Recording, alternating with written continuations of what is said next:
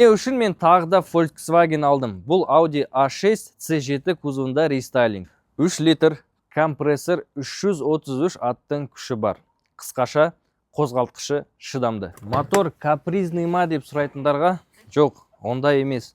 Toyota моторларындай сенуге болады. Шойын гильзалар бар. Дұрыс күтсең, 300 000 километрден бұл мотор асып кетеді. Оның үстінде компрессор тұр. Бұл тіпті жақсы. Қорабы туралы айта кететін болсақ, 8 HP 8 сатылы қорабы тұр.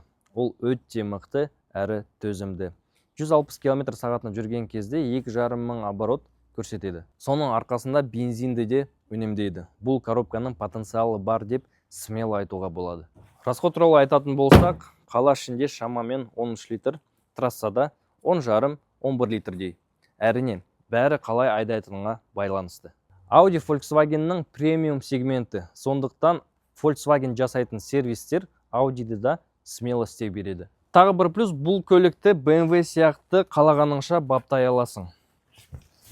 Жасырын функциялары көп, түрлі прошивкалар толып жатыр. Мысалы, Stage 1 жасаған кезде 420 аттың күшін шығаруға болады. Сол кезде көлік мүлден басқа деңгейге өтеді. Әрине, динамикасы да керемет. Стокта 0-ден 100-ге дейін 5 секундтан сәл ғана асады. Трассада өзіңді король сияқты сезінесің. Рөлде тіпті шаршамайсың.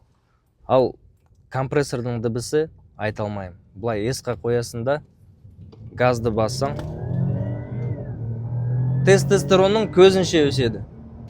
Әрине, Audi Quattro жүйесін ұмытпайық. Қар, лай, батпақ кез келген жерге жүре береді. Бұл көлікпен оңайшылықпен батпайсың. Осында немістерді мініп көргеннен кейін қайтадан Toyotаға отырғың келмей қалуы әбден мүмкін.